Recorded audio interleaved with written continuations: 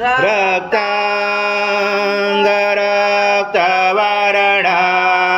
पद्मनेत्रा सुहास्यवदना कण्ठाटोपे समाला दण्डकमण्डलोदरा कट्याङ्करक्षक त्रैगुण्यरहिता त्रैलोक्यपालक विश्वनायक भक्तवत्सल कलियुगे श्री स्वामी समर्थावतारधारक पाहिमां ब्रह्मानन्दं परमसुखदं केवलं ज्ञानमूर्ति द्वन्द्वातीतं गगनसदृशं तत्त्वमस्यादिलक्ष्यम्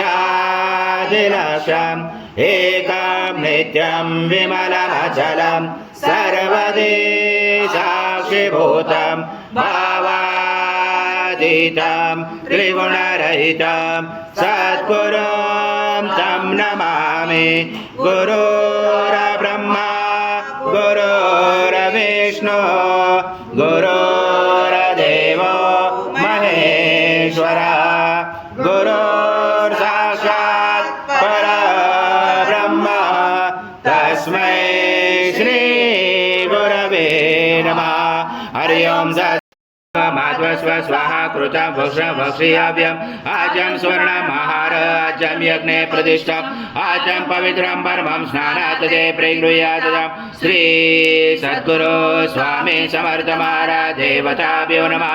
घृतस्नानं समर्पयामि घृतस्नानान्तरेण शुद्धोदकस्नानं समर्पयामि सकल पूजाते सर्व उपचाराते गन्धपुष्पं समर्पयामि शेष उपचाराते प्रार्थना पूर्वक नमस्कारं करोमि। संचत्वारे वाक्पदाने त्वं गुणत्राजिता त्वं देहत्राजिता त्वं कालत्राजिता त्वं मूलाधारसितोऽसि नित्यं त्वं शक्तित्रात्मका त्वं योगिनादाय च नित्यं त्वं ब्रह्मा त्वं विष्णु त्वं रुद्र त्वं इन्द्र त्वं अग्नि त्वं वायु त्वं सूर्य त्वं चन्द्रमा त्वं ब्रह्मपूर्वस्वरं गणादि पूर्ववज्जार वडादि तदनन्तरम् अनुस्वार पर्दना एतत्त्वमनुस्वरूपं गकारपूर्वरूपं मकारो मध्यमरूपम् अनुस्वार शान्तरूपं बिन्दुरूपं नादसन्धानं सहिता सन्धि सहिता गणेश विद्या गणगुरुतेन चोद्गायत्री चन्द्र गणपति दैवता ॐ गणपतये नमः। एकदन्ताय विद्महे वक्रतुण्डाय धीमहि तन्नो दन्ती प्रचोदयात्। एकदन्तं चतुर्हस्तं पाशमं कुशधारणं रथं प्रवर्धं बिभ्राणं भुजगदजं रक्तं लम्बोदरं पूर्ववर्णकं रक्तवासुतं रक्तगन्धाम्। ॐ पूर्णब्रह्माय विद्महे परमहंसाय धीमहि तन्नं स्वामी प्रचोदयात्। श्री सद्गुरु स्वामी समर्थ महाराज देवताभ्यो नमः। मंत्रपुष्पाञ्जलि समर्पयामि।